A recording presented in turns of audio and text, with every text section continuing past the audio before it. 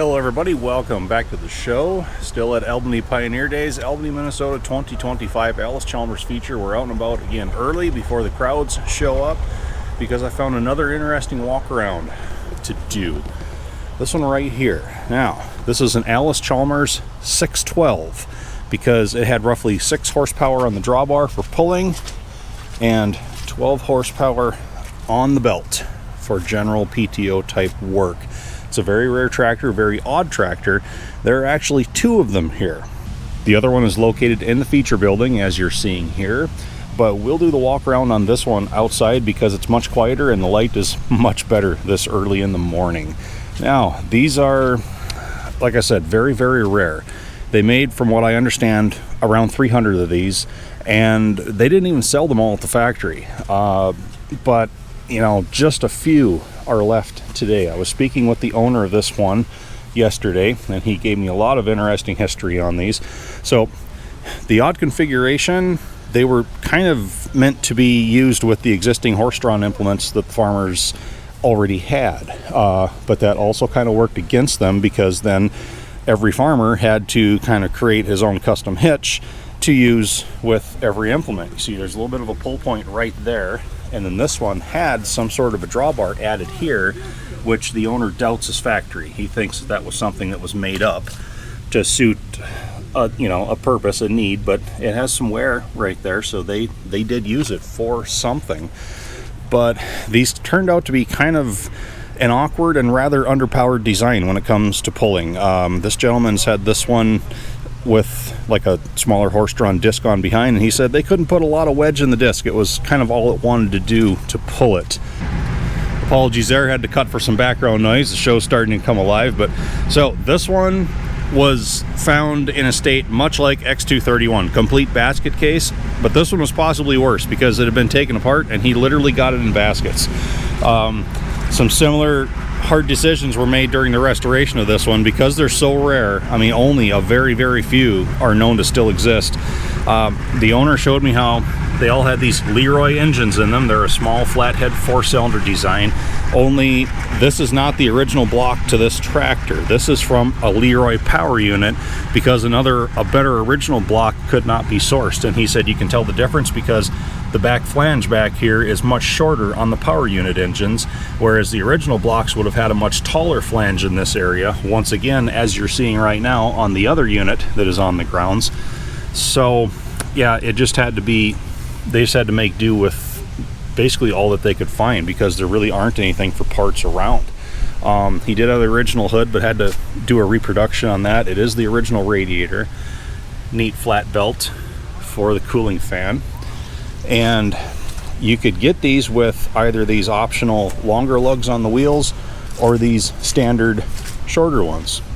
And this one, as far as they can tell, was spec'd with one of each from original, and the likely theory is for plowing. At least that would have been the plan.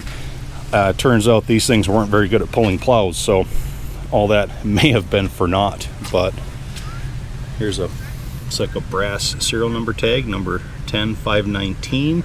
So now this is, I think, clutch adjustment through this access cover, and he did show me on this other side.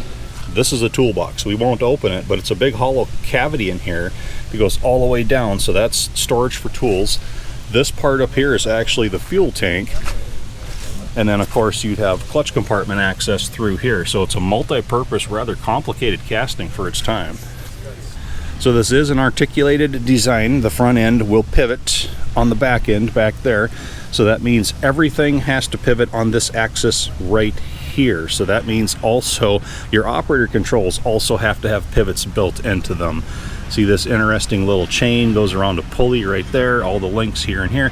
It created for some more engineering trouble, but they made it all work, and it steers through this gearbox and this rack right down here. There's the pinion. He also told me this box is a complete new reproduction. It was missing. There were no other spares to be found. So luckily he found a gentleman that had another one of these that was willing to take his steering box off to be used for patterns. So all of this was cast, machined. They had to find a place that could cut the gearing inside because it was a very odd tooth profile. A lot of work A lot of research went into the restoration of this tractor. And finally at the back, this is like a clamp right here on this pipe frame, and it looks like you could position this in different spots, because we got this bolt hole right here, but then there's a series of bolt holes that run up and down there. We also have a series of bolt holes down here for elevation, if you will. And then the seat is just on the spring, so are the foot pedals, and you're basically suspended off the back of the tractor. Now, another interesting story on this one. It was built from 1918 to 1923. They made about 300 of them, barely sold half of them at the factory, but while they were trying to sell them and having very limited success, a lawsuit arose between Allis-Chalmers, and you also had the Moline Universal tractor, which is a very similar design, and you're seeing right now, and also the Indiana tractor of the day, which you're seeing right now. Luckily, examples of both of those are also on the grounds here. And a big lawsuit heated up with everybody insinuating that everybody else stole their design, and they were all trying to kind of fight over the same general idea, the same basic layout. But then they learned that, well, nobody could sell any of these. They were all kind of odd, they were all kind of, awkward, and just as the lawsuit was heating up, everybody just kind of walked away and abandoned it, because nobody was selling any of them and it wasn't even worth fighting over. So, oh, interesting old tales from the past. There's your drive cog right there. Hooks into those exposed teeth that go all the way around the wheel, all the way down to the dirt, bringing all the dirt back up, high wear. But that's just how they did things back in the day. So I hope you all enjoyed this episode. I hope you enjoyed the walk around, and I thank you all for watching.